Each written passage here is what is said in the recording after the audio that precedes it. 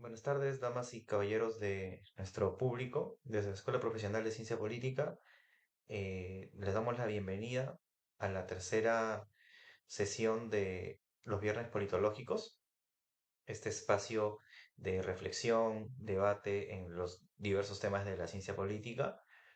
En esta oportunidad, en esta tercera sesión, nos encontramos reunidos para tratar el tema política y constitución a cargo del magíster José de la Cruz Ponce. José de la Cruz Ponce es abogado por la Universidad Nacional Mayor de San Marcos, es magíster en Derecho Constitucional, además ha desempeñado y desempeña labores docentes en nuestra universidad y en la Universidad de Lima. Es autor de libros como El Constitucionalismo Abonal y temas de ciencia política. Además, recientemente ha publicado su obra Cómo negociar con tu empleador, Manual de negociación para sindicatos del sector público y privado. Bueno, a continuación vamos a dar inicio con la ponencia del profesor de la Cruz en el tema que hemos mencionado, el cual es política y constitución. Así que, profesor, tiene el uso de la palabra para poder iniciar con esta conferencia. Gracias, Javier. Gracias por la invitación y felicitar también al director de la escuela, agradecer también a la directora de la escuela y felicitar por la gestión que viene realizando en la medida que se va institucionalizando los viernes politológicos, ¿no? Para poder conversar sobre algunos temas de actualidad. Habíamos prometido ahí el sorteo de un libro. Voy a mostrarlo en todo caso, el libro que yo te lo dejo, este es el libro, es el Constitucionalismo Agonal, que fue el segundo libro que publiqué el año pasado. Eh, Al final de la charla, Javier, haces el sorteo y yo te lo dejo en la escuela para que el alumno que salga sorteado pueda recoger el libro. Eh, ok, sí, hay que cumplir con lo prometido. Entonces, vamos a hablar un poco, a ver, lo primero que quería señalar yo en este diálogo es respecto a las categorías que para poder desarrollar esta relación entre constitución y política, ¿no? A unas categorías. En realidad, lo que hay que señalar primero, ¿no? Es el tipo de estudio, ¿no? Cómo se aborda el problema para poder diferenciar, eh, digamos, el análisis que se realiza, ¿no? El estudio de la Constitución, como el de la política, puede hacerse un estudio institucional que le llaman, ¿no? Es una primera forma de mirar la Constitución, el enfoque institucional. Hay otros enfoques que puede ser, digamos, un enfoque histórico, dialéctico a la vez, es decir, una mirada no solo de las normas, sino una mirada del desarrollo y evolución, ¿no? Es otro tipo de enfoque, ¿okay? Y la mirada o el estudio que hacen los abogados, que es el método interpretativo, ¿no? Que es el estudio hermenéutico de la Constitución, ¿okay? Entonces, hay muchas maneras, digamos, o enfoques cómo podemos mirar la Constitución, cómo podemos estudiar la Constitución y su relación con la política. Yo voy a hacer una mirada desde un enfoque histórico, ¿no? A la vez dialéctico y a la vez yo le llamo un enfoque agonal, que es justamente el título del segundo libro que publiqué y que vamos a sortear. Vamos a ver, me dan un minutito.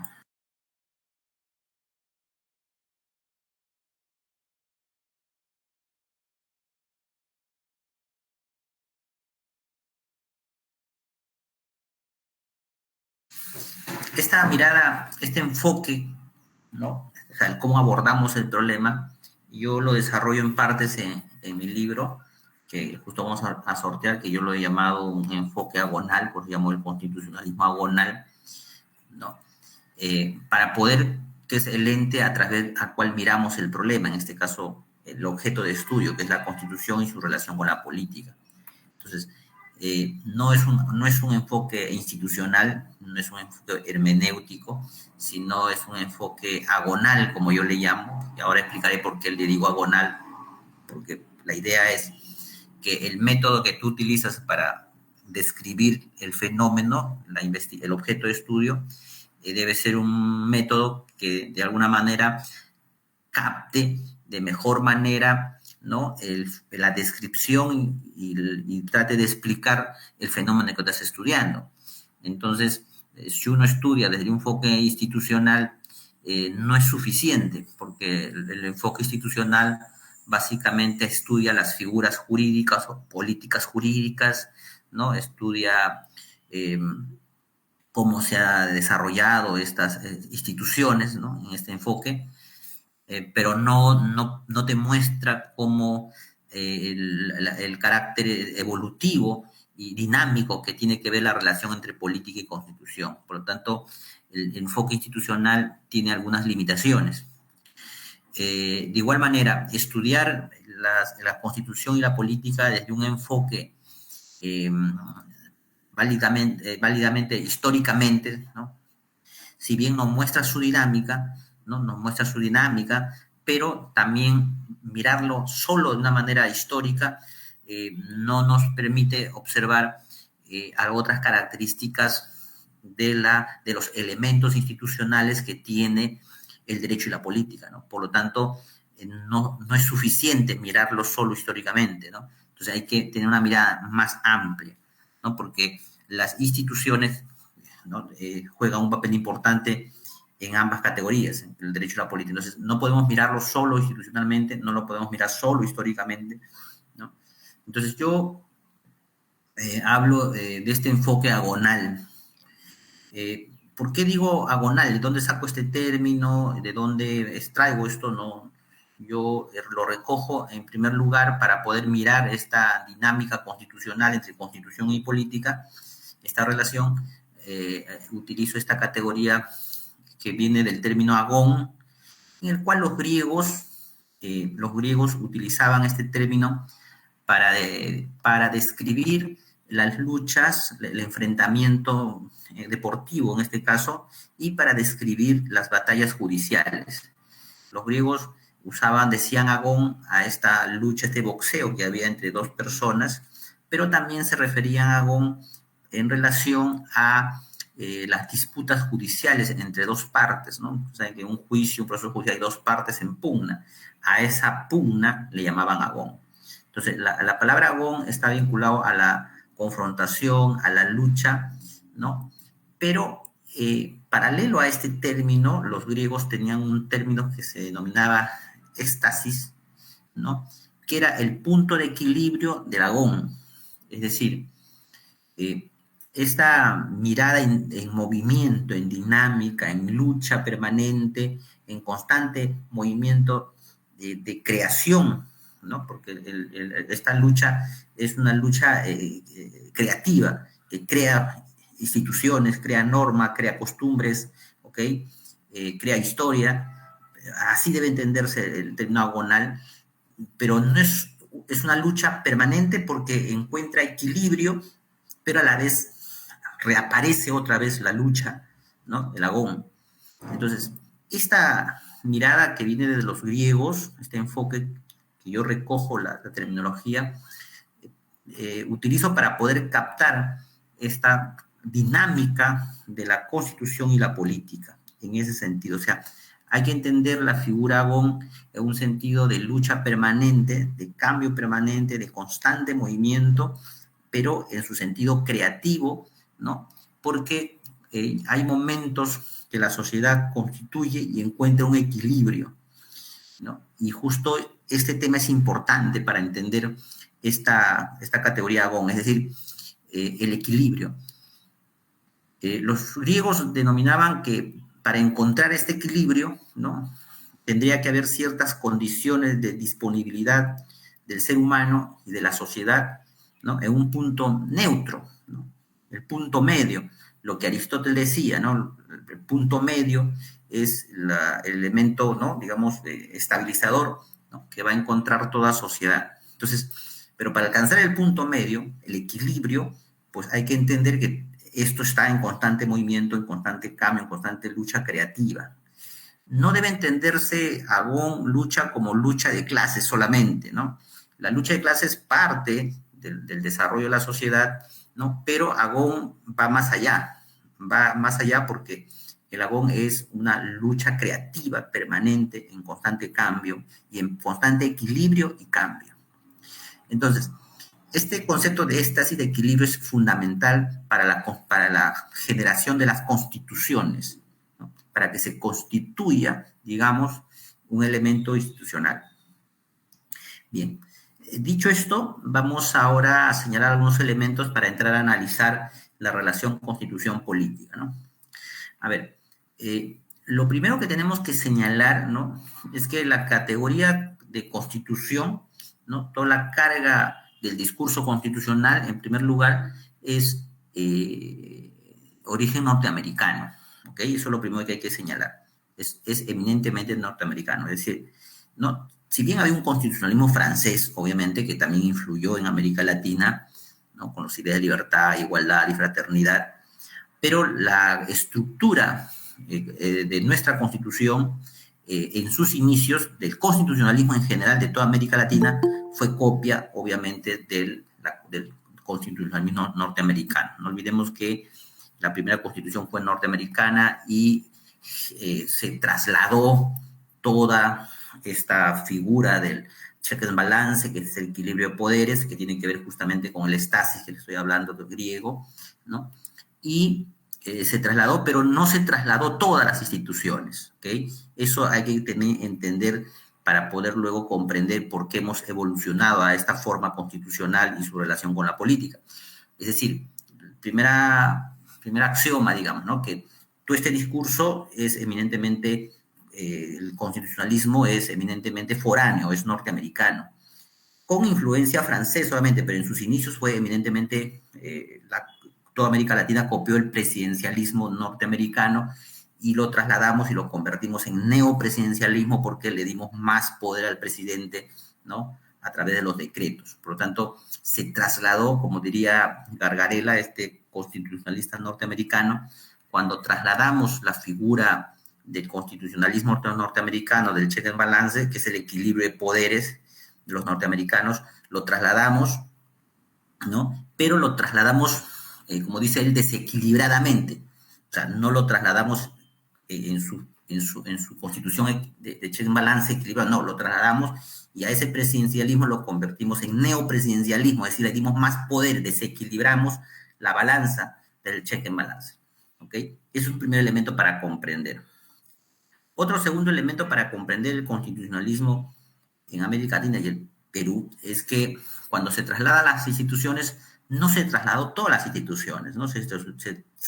Principalmente se trasladó este presidencialismo y se trasladó este equilibrio de poderes. Pero no se trasladó, por ejemplo, ¿no? Su estructura de justicia, ¿no? Porque no se trasladó, ¿no? Porque, por ejemplo, los americanos ya de esa época elegían al sheriff, ¿no? Que es al comisario de la ciudad. Hoy, por ejemplo, que tanta crisis tenemos el problema de seguridad ciudadana, ¿no? Ese problema, por ejemplo, de la elección del sheriff no se trasladó la elección del fiscal, ¿no? Por ejemplo, en nuestro país tenemos mucho problema con el tema de la fiscalía y las políticas de seguridad y criminalidad. Por ejemplo, no se trasladó la elección del fiscal, ¿no? No se trasladó tampoco la figura de la justicia ciudadana, es decir, ¿no? Recuerden ustedes en Estados Unidos el juez, en los casos penales, por ejemplo, el juez no juzga, ¿no? Juzga un tribunal popular, o sea, un jurado, ¿no? El jurado es elegido a través del sorteo de una lista de ciudadanos, ¿no? De manera así como elegimos la mesa de sufragio para la votación en elecciones y cualquiera de nosotros puede salir miembro de mesa, ¿verdad? Por sorteo. De esa manera se elige, más o menos, para que puedan entender, se elige al jurado que va a hacer justicia en los casos, en los casos penales. Ese sistema de justicia tampoco se trasladó.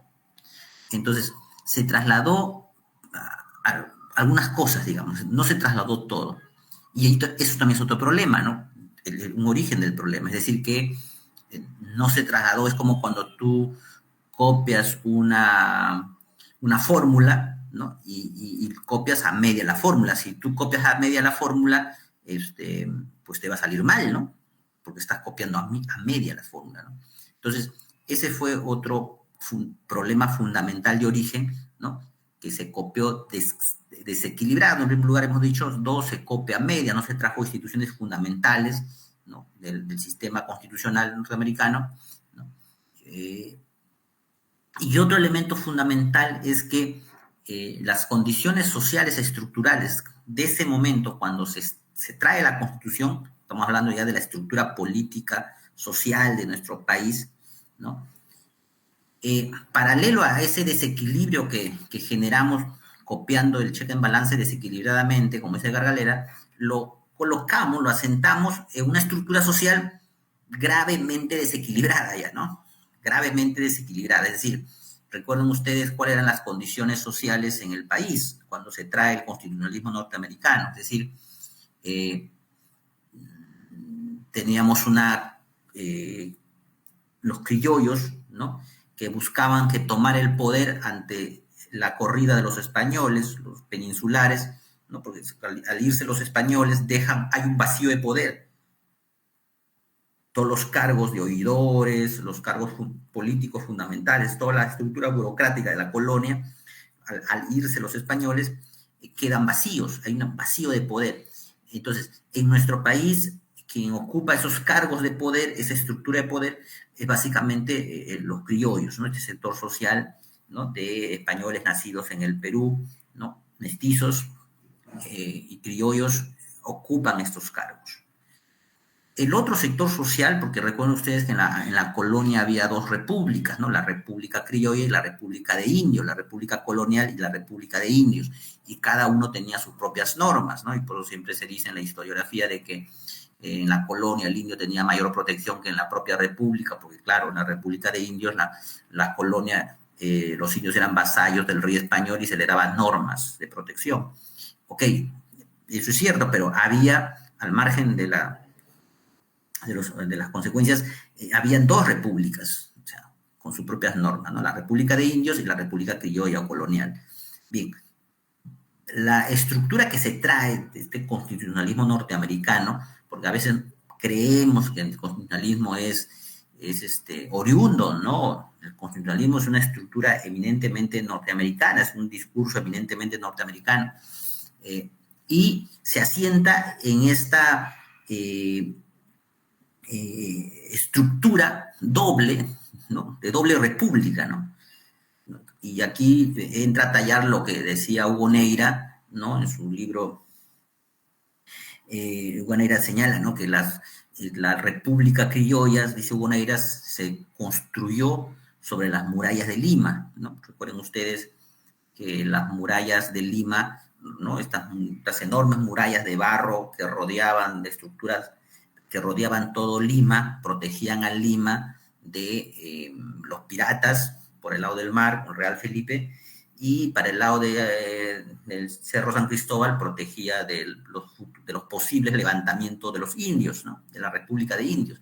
Entonces, para proteger la ciudad de los indios y de los piratas, se construye las murallas. Entonces, lo que dice Bonaire es muy cierto, ¿no? Se construye la república dentro de las murallas. Y entonces, cuando se trae esta estructura norteamericana y se asienta desequilibrada, el check and balance, que es lo que trae, y el presidencialismo, que es lo que trae, se asienta desequilibrada e incompleta, lo asientan sobre esta república, ¿no? Y, sin embargo, en esa configuración del poder, no participa la República de Indios, ¿correcto? No participa en la República de Indios, por lo tanto, a ese traslado desequilibrado de la figura institucional del check and balance, le sumas la estructura social del poder, digamos, desequilibrada, ¿no? O sea, asimétrica, para llamarlo en términos que usa el profesor Mero Quesada, ¿no? Asimétrica. O sea, bajo una relación asimétrica de la sociedad, es decir, un grupo con el poder y otro grupo de la República de Indios sin poder, que no participan de esta nueva estructura o nueva configuración del poder, ¿no? Se asienta esa figura institucional del check and balance y del presidencialismo norteamericano. E incompleta a su vez, ¿no? Entonces, vamos viendo cómo vamos describiendo, ¿no? Cuáles son estos elementos de raíz o de origen que luego se va a convertir, ¿no?, en lo que hoy tenemos en esta relación entre constitución y política. Entonces, ahora, ahí hay muchas preguntas que pueden dar luz a investigaciones y tesis desde la ciencia política, porque en nuestro país, ustedes saben, la ciencia política es nueva, es bastante nuevo y por lo tanto no hay investigaciones, ¿no? Por ejemplo, habría que preguntar si pueden, ahí tienen ustedes una beta de investigación, una línea de investigación, ¿por qué nuestras élites fundacionales copiaron a media la Constitución? ¿Por qué no copiaron toda la Constitución? O siquiera algunas otras instituciones que pudiera darle el juego real que tiene una Constitución, porque una Constitución es como dice Gargalera, una sala de máquinas, de un reloj. Tú destapas un reloj, ¿no?, y debe funcionar las instituciones de manera armónica, ¿no? Y eso porque tiene instituciones que corren como faja de transmisión, los partidos políticos, las perillas son las instituciones, y es como una estructura de un reloj, una sala de máquinas. Eso se trasladó incompleto, ¿verdad? Entonces, la pregunta es, ¿por qué nuestra élite criolla fundacional trasladó incompleto esas instituciones, ¿no? ¿Por qué trasladó incompleto esas instituciones, ¿no? Lo hizo para no justamente, habría muchas respuestas, ¿no? Lo hizo sabiendo de que esto no iba a funcionar. En muchos se dice, pues no, porque nuestra mentalidad era buscar un monarca en Europa, ¿no?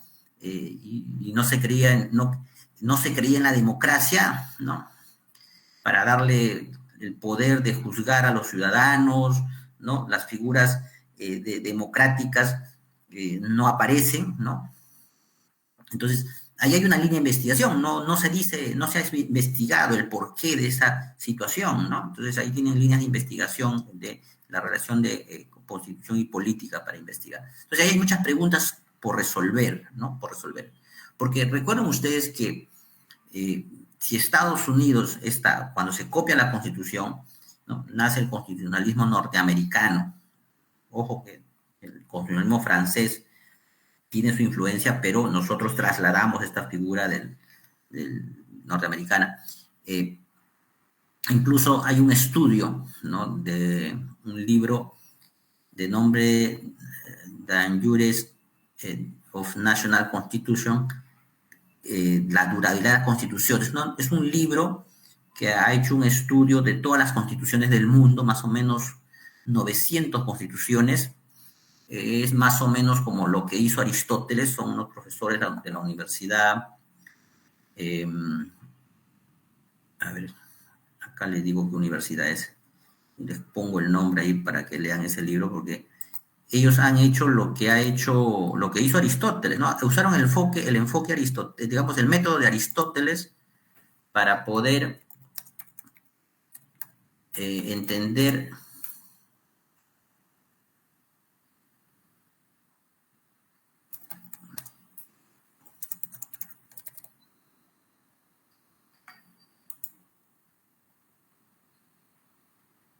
es de la Universidad de Cambridge. Son 3 profesores, el profesor Elkins, el profesor Gimburs y el profesor Melton. Son 3 profesores de la Universidad de Cambridge y de la Universidad de Chicago. Recomiendo leer este libro, no está en castellano, está en inglés, pero lo recomiendo leer. ¿Por qué? Porque, a ver, hago un paréntesis en todo caso, porque tiene que ver con la bibliografía de donde estoy comentando. Es que mucho creemos cuando estudiamos la historia constitucional, cuando estudiamos el constitucionalismo, estudiamos la historia de la democracia, la política, lo estudiamos como historia justamente, ¿no? Y eso es un grave error, ¿no? No podemos estudiar el constitucionalismo ni la historia política como historia. Si bien es historia, pero no debemos considerarlo como historia. ¿Por qué? Eh, Porque como lo que debemos hacer es estudiar, y esto lo dice Hariu, este continualista francés, ¿no? Debemos estudiarlo como creencia, como ideología, ¿no? Como creencia o ideología.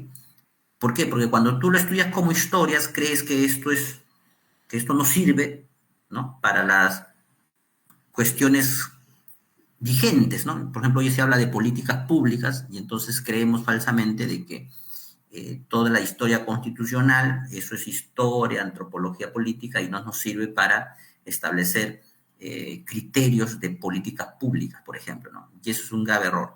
Entonces, no podemos estudiar esto como historia. Entonces, por eso cuando a veces algunos alumnos creen falsamente, ¿no? Que no le va a valer, digamos, leer a Aristóteles, a Platón, ¿no?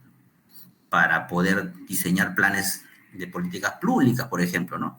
Y eso es un error. O sea, sí, por ejemplo, el ejemplo es este, nuestros profesores que han estudiado han usado el método aristotélico, digo, han hecho lo que hizo Aristóteles. ¿No? Ustedes saben que Aristóteles eh, recorrió el mundo antiguo y recogió más de 100 constituciones, se dice, ¿no? Y estudió, y dentro de las que nos queda fue la Constitución de Atenas, ¿no? Y escribe la política, pero fue que recogió más de 100 constituciones. Estos profesores han hecho lo mismo, pero claro, hoy en día con la ayuda de la computadora, con un software, han metido a un software más de 900 constituciones del mundo, también está el Perú, están todas las constituciones peruanas, todas las constituciones desde 1789 más o menos, hasta el año 2020, todas las constituciones del mundo. Lo han recolectado y lo han metido a un software y han comenzado a analizar descriptivamente, porque ustedes saben que los americanos son muy conductistas y descriptivos, ¿no? O sea, han usado la matemática aplicada para buscar qué medir, porque ellos buscan qué medir, que eso es hacer ciencia, ¿no? Buscar qué medir el comportamiento de los cambios constitucionales, ¿no? Y justo aquí sale lo que decimos, ¿no? Es decir, cuando se mide todas las constituciones latinoamericanas en sus inicios, ¿no? Estamos hablando de 1800, del siglo 1800, ¿no? Que se dan casi todas las constituciones en América Latina, todas se parecen, dice el libro, todas se parecen a la constitución norteamericana, todas. Porque claro, copiamos, toda América Latina copió el constitucionalismo norteamericano. Entonces, cuando miran la data, o sea, hacen la comparación de las constituciones fundacionales de América Latina, incluido el Perú, con la constitución norteamericana, se da cuenta la data que los indicadores que todos se parecen a la constitución norteamericana, ¿no? Todas se parecen. En la medida que pasa el tiempo, en la medida que pasa el tiempo, nos vamos alejando de la estructura del modelo norteamericano. Y no solo nosotros, sino toda América Latina, nos vamos alejando. Y fundamentalmente, después de la Segunda Guerra Mundial, nos alejamos mucho más del modelo constitucional norteamericano, ¿no? Entonces, ¿qué es lo que ocurre? ¿Qué explica esto, no? De que, yo decía, hay cosas sin responder, que es parte de nuevas líneas de investigación, es que no, al momento de que se copia este modelo constitucional norteamericano, eh, se traslada incompleto, desequilibrado, en una estructura social también asimétrica en nuestro país, con dos repúblicas, ¿no? Y esto genera pues todo un descalabro, digamos, social, ¿no? O sea, no funciona, porque recuerden ustedes, por eso cuando ustedes leen la historia política del Perú, de la historia inicial fundacional, es un desorden, ¿no? Caudillos por aquí, caudillos por allá, constituciones por aquí, nuevas constituciones y otras constituciones, es un descalabro, no funciona, no funciona. Ahora, no podemos responsabilizar eso a un tema de que la sociedad no estaba preparada para, o sea, que nuestro desarrollo cultural no estaba para recepcionar la democracia, eso es un falso error, es un falso argumento, ¿no? Porque recuerden ustedes que la democracia se inventó, la democracia directa en todo caso se inventa con los griegos, ¿no? Y si nosotros hacemos una comparación cultural de los griegos de aquella época y la comparación de América Latina, la sociedad de América Latina tenía más información y más elementos que el mundo griego, ¿no? Porque habían pasado ya siglos, ¿no? De 18 siglos, ¿no? Más de 20 siglos, del siglo V a.C. al siglo XVIII, ¿no? más de 18 siglos, por lo tanto, nuestro desarrollo cultural, digamos, tenía más elementos para poder recepcionar la democracia. Entonces, no se trata de esta justificación. El problema es que se trajo una figura desequilibrada e incompleta, ¿no? Ahora, no olviden ustedes que en el pasado, o sea, lo que el constitucionalismo norteamericano se constituye, ¿no? En base a la tradición romana, ¿no? Porque recuerden ustedes que los padres fundadores de la Constitución norteamericana, Jefferson, Madison, Washington, todos ellos, ¿no? Say, todos ellos eran romanistas, ¿no? O sea, leían toda la tradición romana, ¿no? Por eso que tú en la Constitución norteamericana no encuentras la palabra democracia, tampoco encuentras la palabra libertad de empresa, no encuentras la libertad económica, tampoco encuentras. Eso ha sido una configuración ideológica después, pero eso es otro tema en todo caso, ¿no? No encuentras la palabra democracia, ¿no? Entonces, eh, eso, qué es lo que quiero llegar a explicar, ¿no? Para entender, es que la Constitución norteamericana, al momento de que se constituye esta visión romanista de sus fundadores, ¿no? Es que se apuesta por república y no se apuesta por democracia, porque la tradición romanista justamente es república, ¿no? Es república. Si, si la etapa republicana de la historia de Roma es la que pasa a la historia como un periodo único, un foco, una luz dentro de la historia universal, es decir, ¿no? Primero la democracia ateniense, ese periodo breve donde aparece Platón y aparecen estas grandes figuras, Pericles de la democracia, ¿no? Es un pequeño periodo, no es un gran periodo, es un pequeño periodo donde aparece esta democracia. Igual con la República Romana, este pequeño periodo donde hubo un equilibrio, ¿no? Un equilibrio de las fuerzas sociales, ¿no? Es un pequeño periodo, porque luego viene el imperio con Octavio, conocido como César Augusto. Entonces, esos pequeños periodos en la tradición, ¿no? Constitucional histórica y que recogen los romanistas constitucionales, los romanistas fundadores en Estados Unidos, es el equilibrio republicano, ¿no? O sea, el equilibrio republicano. Si Roma fue Roma en el sentido de que tuvo una fortaleza, digamos, de su estructura política, era porque su estructura política mantenía ese equilibrio entre plebeyos y patricios, sus instituciones como las asambleas, los comicios, el judice, las figuras institucionales, el dictador, todo era para encontrar ese equilibrio político de fuerza que había entre patricios y plebeyos, una lucha muy fuerte, una lucha de poder muy fuerte, que era una lucha política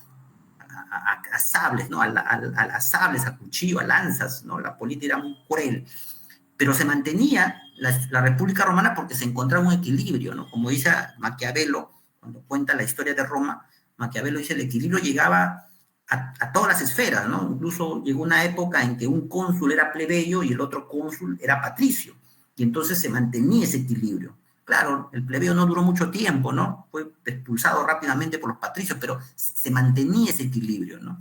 Igual con el tribuno del pueblo, en un primer momento eran plebeyos, luego todos son patricios, y buscaban que controlar las instituciones entre patricios y plebeyos, entonces buscaban el equilibrio. Entonces, el gran aporte de la República es esta estructura equilibrada de poder, y por eso el crecimiento de Roma, ¿no? Por eso todo el mundo quería ir a Roma, porque en Roma, de alguna manera, podías encontrar garantía y seguridad de la paz romana en Roma, en la ciudad, ¿no? O sea, tú ibas a Roma, se podía respetar de alguna manera tus derechos si tú eras ciudadano romano, ¿no? Entonces, por este equilibrio político, ¿no? Entonces, un plebeyo podía cuidar de sus propiedades, ¿no? Si testamentaba ante la diosa y dejaba su testamento ante la diosa y se respetaba sus propiedades porque era ciudadano. Eso le permitía a la República Romana de que no venga un patricio y le robe sus propiedades, le quite sus propiedades, ¿no? Porque había una ley que respetara, un testamento que respetara ante los dioses romanos. Entonces, este es un tema que se traslada al mundo moderno, ¿no? en la figura de la república, pero vista en el sentido equilibrado, de equilibrio. Y por eso que los norteamericanos ya este equilibrio que Polibio también lo estudió, por eso esto no tenemos que estudiarlo como historia, sino hay que estudiarlo como creencia, como ideología, porque es algo que seguimos creyendo en la democracia como un equilibrio, y nos viene de ahí. Entonces, en los Estados Unidos se traslada esto como este equilibrio que hablaba Polibio, se traslada a Roma, se traslada a los Estados Unidos, y los Estados Unidos se traslada esto como un equilibrio de poderes, el check and balance, ¿no? El equilibrio de poderes. Y este equilibrio de la república, ¿no?, que es lo fundamental de la Constitución norteamericana, ¿no?, es justamente lo que es lo que se traslada a América Latina y al Perú de manera desequilibrada, ¿no? Y ahí viene el gran problema, ¿no? El gran problema, ¿no? El gran problema. Porque al trasladarse desequilibradamente, acompañado de una estructura social de dos repúblicas, República Equilibrio y República Diño, esto se hace mucho más inmanejable la situación, y paralelo a ello, que no se trajeron otras instituciones como la justicia por jurados y otras instituciones democráticas que no hacían que la sala de máquinas, como dice Gargarella, de la Constitución funcione, ¿no? Y ahí tenemos el gran problema de del constitucionalismo inicial liberal que le llamamos nosotros, ¿no? El constitucionalismo liberal fundacional no funcionaba por estos problemas que estamos señalando, ¿no? Entonces, ahora, como consecuencia de ello, ¿no?, se comienzan a hacer reformas políticas, ¿no?, reformas constitucionales y reformas políticas. Ahora, ¿cuál es el segundo problema fundamental de este constitucionalismo fundacional liberal? Cuando, ¿no?, porque en un primer momento los primeros constitucionalistas en nuestro país lo que buscan es orden y libertad. Tampoco aparece la palabra democracia, ¿no? No aparece la palabra democracia todavía. Lo que se buscaba eran orden y libertad. Entonces, ese es el primer constitucionalismo liberal, en el cual no funcionó. Ya tenemos ahí la historia del Perú, la mejor prueba de que esto no funcionó, ¿no? ¿Y por qué? Acá vienen algunas preguntas también allá más nacionales, ¿no? Digamos, ¿qué hizo? ¿Qué aconteció? ¿No? ¿Por qué esto continuó en estas condiciones? ¿No? Y acá nuevamente Hugo Neira de alguna manera nos da una respuesta, ¿no? Es decir, cuando se constituye se traslada este constitucionalismo norteamericano desequilibrado, dice Hugo Neira, caen las murallas de Lima, o sea, en términos físicos, porque claro, ya no hay murallas, ¿no? No hay murallas. Tú vas, ya bueno, el Real Felipe está ahí pues como museo, ¿no? Pero ya las murallas de Lima, no hay un pedazo, queda todavía en la Plaza La Muralla, ahí en Abancay, final de Abancay, tú puedes visitar el Parque de la Muralla, todavía hay un pedazo de la muralla. Bueno, ya cayeron las murallas, pero lo que no ha caído es la muralla mental, ¿no? Como dice Gonera, nuestra muralla mental aquí. Esas murallas no han caído. Ese es el problema, ¿no? ¿Por qué? Porque este constitucionalismo fundacional liberal, ¿no?, basado en los principios de orden, libertad, principio de autoridad, ¿no?, que a diferencia de la lógica constitucional del equilibrio, ¿no?, de check and balance, en nuestro país no había esa lógica de simetría o de equilibrio, ¿no? Jamás se pensó, ¿no?, en nuestra República Criolla Fundacional sentirse en las mismas condiciones nuestra dirigencia política, digamos, que constituye esta nación, ¿no?, o que llamamos nación, ¿no?, este país, ponerse en un sentido equilibrado con la República de Indios. Jamás se puso en esas condiciones. ¿Por qué? Porque cayó la muralla física, pero no cayó la muralla mental. Entonces no había una relación simétrica entre las costas, las ciudades costeñas, compuestas por su dirigencia, su élite criolla, ¿no?, con las regiones, ya no la República de Indios, sino ahora las regiones, ¿no?, las provincias, no sentían unas condiciones iguales. Y por eso aparece esta etapa federalista en el país, ¿no? Aparece una etapa federalista en el Perú, ¿no? El Perú se da esta guerra federalista, ¿no? En el norte, el sur con Bolivia, ¿no? Que en esa época todavía hay un sector que se inmiscuye, ¿no? Y aparece esta confrontación, ¿no? Porque no se sienten esta asimetría, o sea, la asimetría social de esas condiciones no desaparece, no desaparece, no desaparece. O sea, en términos físicos desaparecen las murallas, pero en términos mentales se mantiene esta asimetría social. Y entonces, y sobre esa asimetría social se va manteniendo el liberalismo, el constitucionalismo liberal fundacional se mantiene en esa asimetría, ¿no? Y sobre eso se elabora un discurso constitucional. Porque no olviden ustedes que el constitucionalismo no solo es estructura, institución, ¿no? O sea, tres poderes, parlamento, no, también hay un discurso, un lenguaje jurídico constitucional que legitima, ¿no?, el sistema jurídico, ¿no? Entonces, y se establece, ¿no?, un lenguaje jurídico constitucional que legitima el primer constitucionalismo liberal fundacional, ¿no? En esta construcción de este lenguaje que legitima este sistema constitucional fundacional liberal, juega un papel importante, ¿no?, en la cultura autoritaria en nuestro país, ¿no?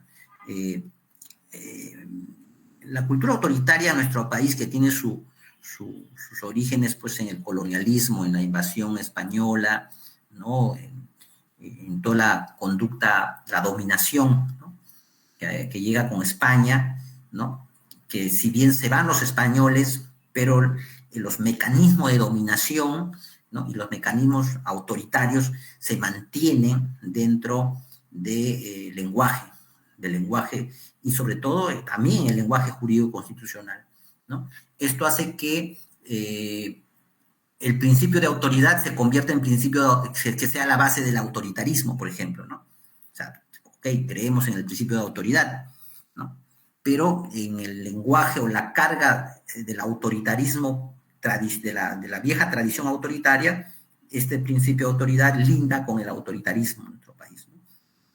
Entonces se construye un lenguaje constitucional, ¿no?,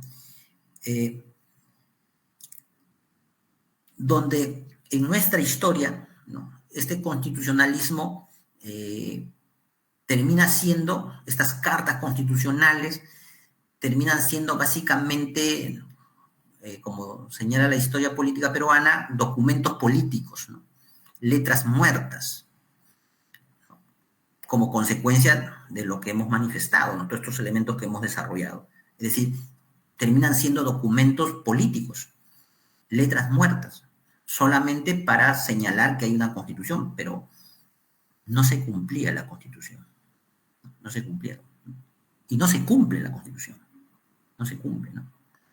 Entonces, esa es una, digamos, muy resumida elementos que nos llevan a poder, digamos, captar en qué medida llegamos a estas condiciones, ¿no?, a estas condiciones. Ahora, pasado el siglo, todo el siglo XIX, todo el siglo XX, finales del siglo XIX, finales después del XX, ¿no?, y mitad del XX, comienzan a llegar las grandes migraciones al Perú, a Lima, perdón, ¿no? Y esto reconfigura, ¿no?, el constitucionalismo en nuestro país, porque va a aparecer un constitucionalismo social, ¿no?, que es un fenómeno latinoamericano, porque, bueno, las migraciones son fenómenos universales, mundiales, en todo el mundo. Las migraciones son un fenómeno universal, ¿no? Y así como en nuestro país, de las regiones vienen a Lima, migran, ¿no?, que traen su cultura, ¿no?, y establecen exigencias de derechos, ¿no? Igual acontece en América Latina. Somos muy parecidos en nuestro corte constitucional, en algunos elementos, no en todo, ¿no? Igual en México, ¿no?, la capital federal de México también sufre esta migración.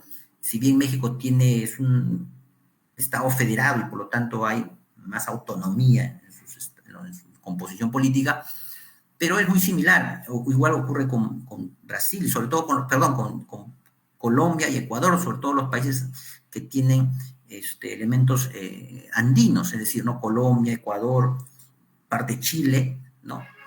Va a ocurrir este fenómeno muy similar, igual en Centroamérica, ¿no? Que tienen también elementos andinos, ¿no?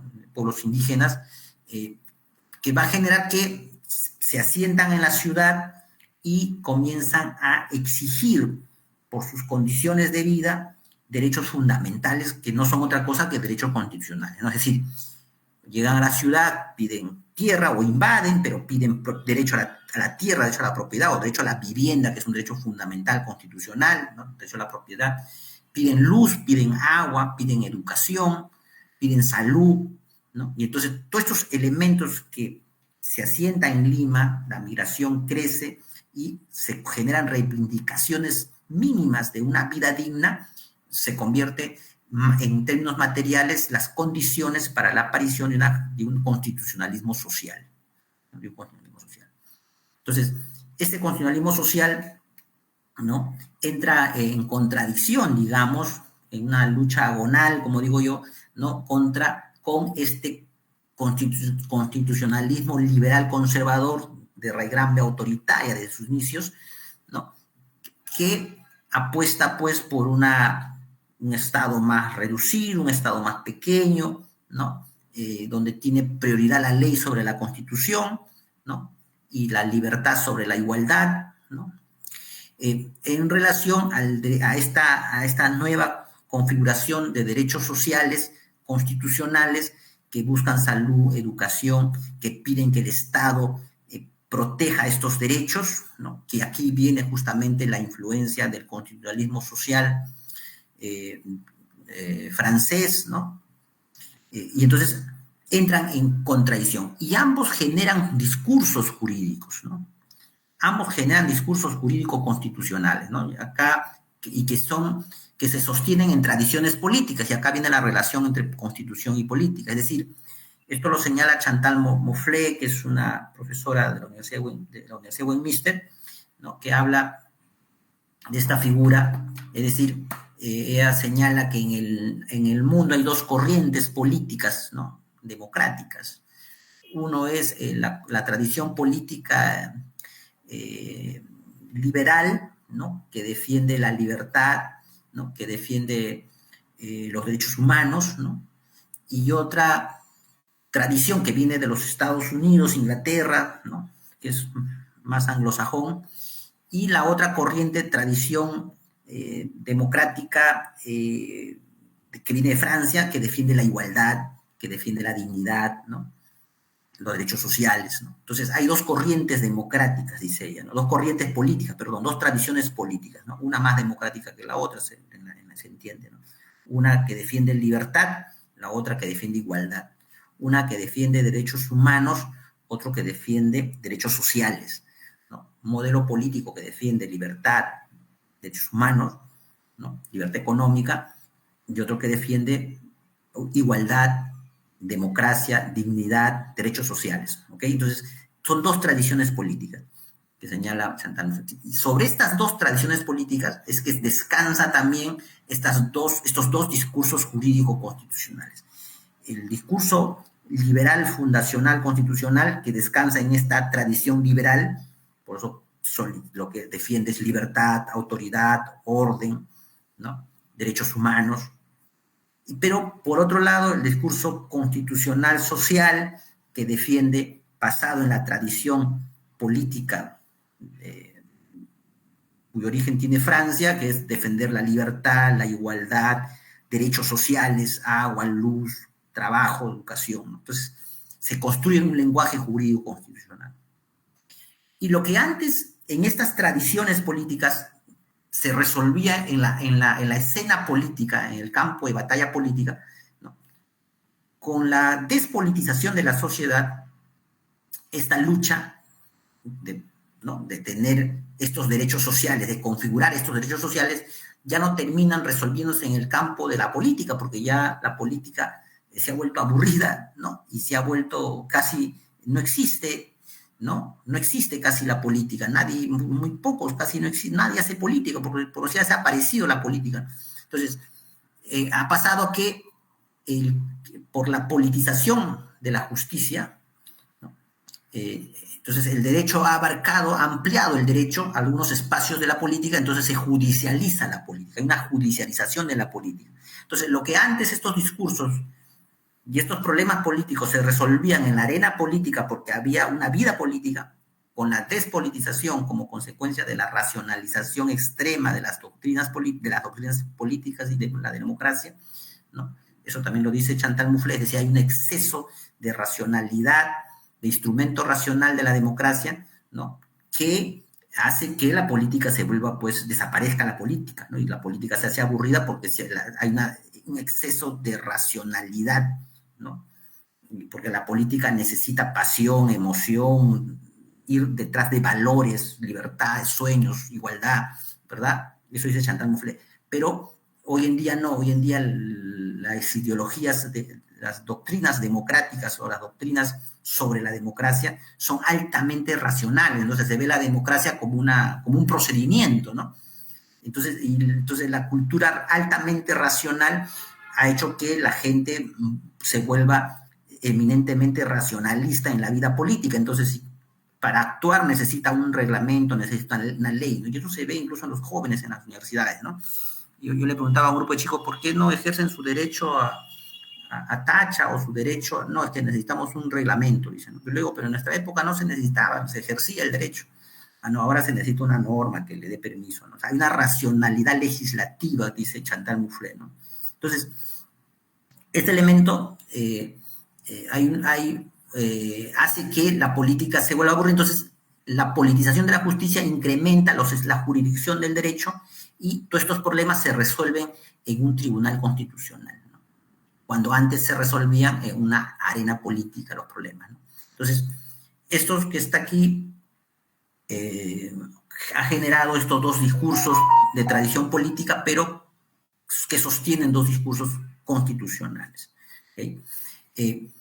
Y es lo que hoy en día tenemos, ¿no? Un tribunal constitucional resolviendo casos que, por un lado, justamente en el libro tengo una data sobre cómo se resuelven los casos constitucionales en relación a las demandas de inconstitucionalidad, y pues resulta que el, cuando tú mides las sentencias constitucionales del tribunal, yo he medido del año 98 más o menos hasta el año 2020, he medido yo, y te sale que el 80% de los casos donde la ciudadanía pide algún derecho constitucional, en las demandas de inconstitucionalidad, el 80% de casos lo gana siempre la estructura de poder y un 20% gana la sociedad civil. ¿Qué te dice esa data? Lo que te dice es que tenemos un constitucionalismo conservador, totalmente conservador, ¿no?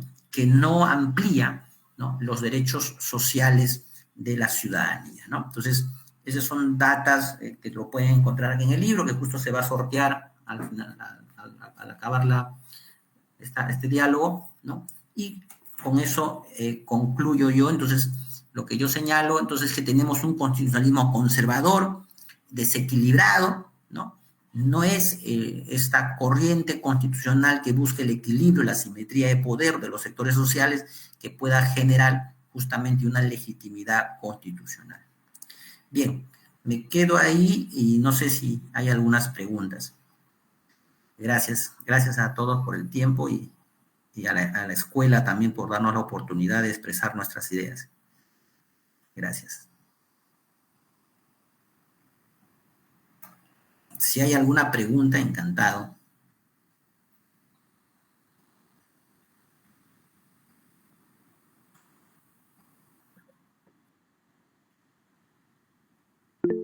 Ok. Pueden realizar el sorteo en todo caso, ya que no hay preguntas.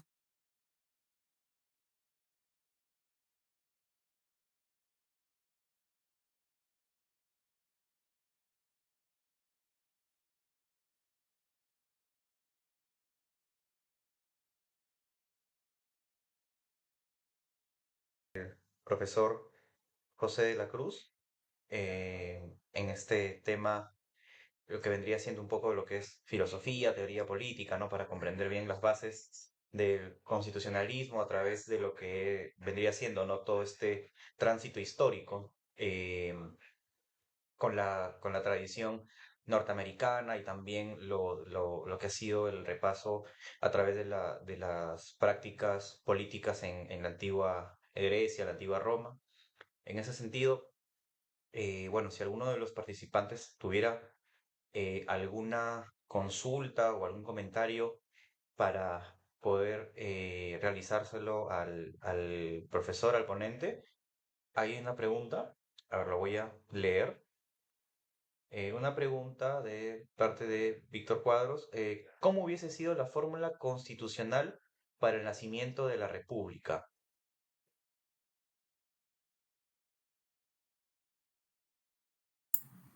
Bien, no, una pregunta bastante interesante, ¿no? Porque eh, nuestra élite fundacional republicana, si bien se leía acá a los franceses, se leía a los ingleses, ¿no?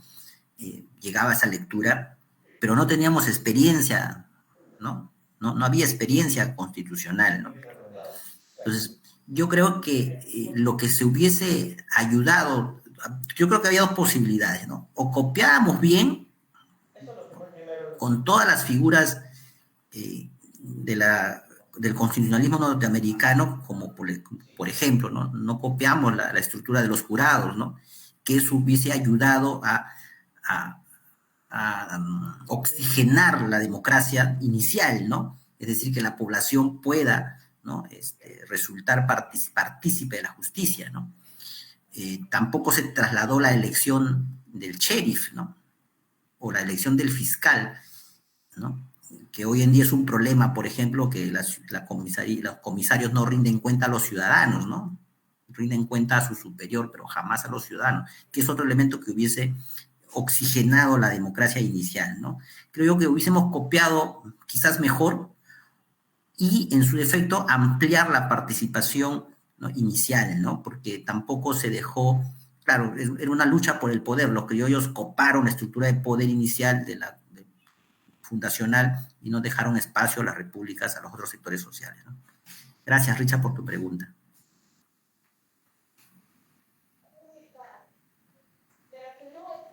Muchas gracias por su respuesta, profesor. Bueno, vamos a ver si hay alguna otra pregunta de parte del público. Eh, En caso no hubiera preguntas, vamos a pasar con lo que es el sorteo del libro que el profesor José de la Cruz muy amablemente está donando, ¿no? Al afortunado ganador o ganadora de ese sorteo. Entonces, si no hay ninguna pregunta, vamos a proceder con el sorteo. Unos minutitos para poder cuadrar todos lo que vendría siendo los ganadores. Un momento, por favor.